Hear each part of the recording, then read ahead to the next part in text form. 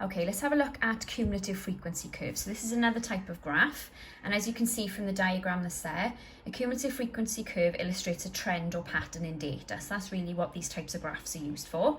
You can use them on ungrouped or grouped data, but it tends to be mostly on grouped data, and I'll show you an example in a second.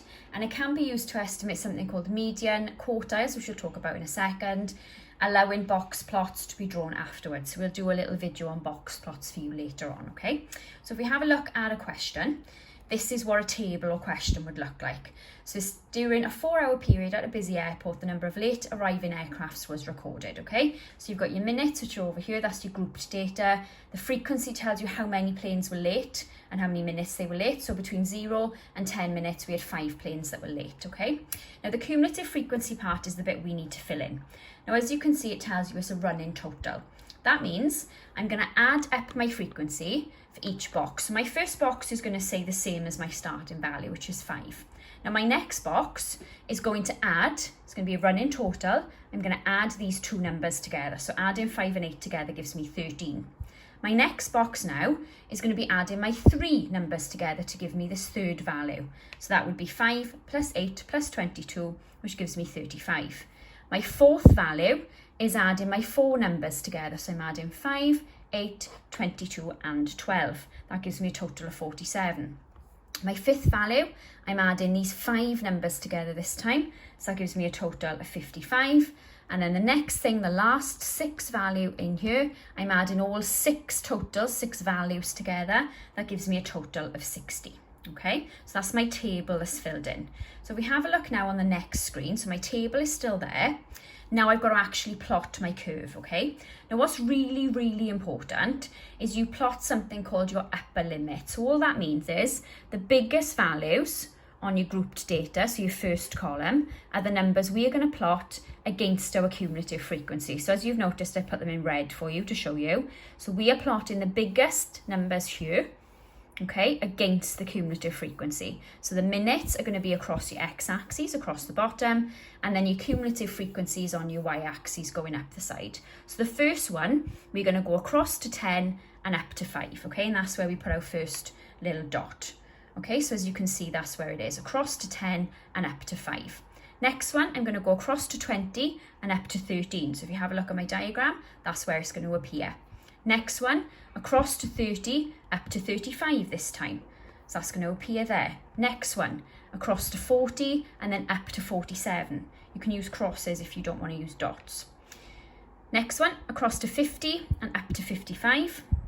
And then my last value, across to 60 and also up to 60. Now the fact they are the same is a coincidence. They don't always have to be the same, okay? So we're going to plot those there. Now you can either join these with a free hand, like a smooth curve, or you can join them with a ruler dot to dot, just however you feel more confident, okay? Notice my graph is going back to 0, so it's got a tail, and that's really important, okay? So that's my cumulative frequency graph. Now that's actually plotted. Next thing they might ask me to do is calculate something called the median. And we should remember, hopefully, the median means the middle value. So we're looking at my graph, and my top value for my cumulative frequency is 60. Now what they do in exam questions, as you can see from this one, is they actually go up to 70. So they kind of try and trick you a little bit. We only have to look for the biggest value that was in our table. So our highest cumulative frequency value was 60. So I only need to go up as far as 60 where my graph stops, okay? The next thing we're going to have a look at then is what is half of 60? Well, half of 60 is 30. That's where the median value is going to lie. So I go across from 30 with a ruler and down, and I read off my value. So it has to be an estimate, okay? Mine's around 27. Yours doesn't have to be exactly the same. So that is my median value. Next thing they might ask me to look at is my lower quartile. That's a posh way of saying 1/4, okay? So if I know my halfway point is 30, half of that again would be 15. So 1/4 would be 15. So I'm finding where 15 is with my ruler, going across, and when it hits my graph, going down with your ruler, and that gives me around 21. So it doesn't have to be exactly the same as long as it's close, okay? My next thing they're going to ask me to work out is my upper quartile. My upper quartile is 3/4. So I add these two values together. So I'm going to add 30 and 15 together, gives me 45. So my upper quartile is there, that's 3/4 of 60. reading across and down again, always with a ruler, so it gives me approximately 38.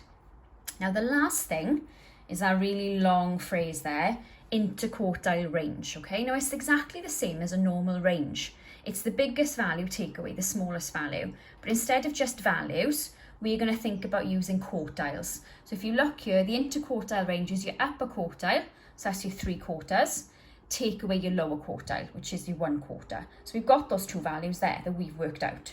So we're going to take those two away from each other.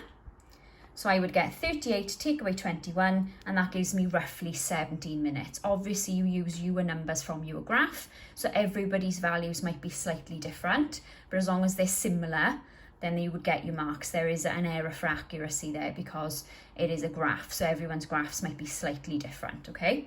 So that is a cumulative frequency curve.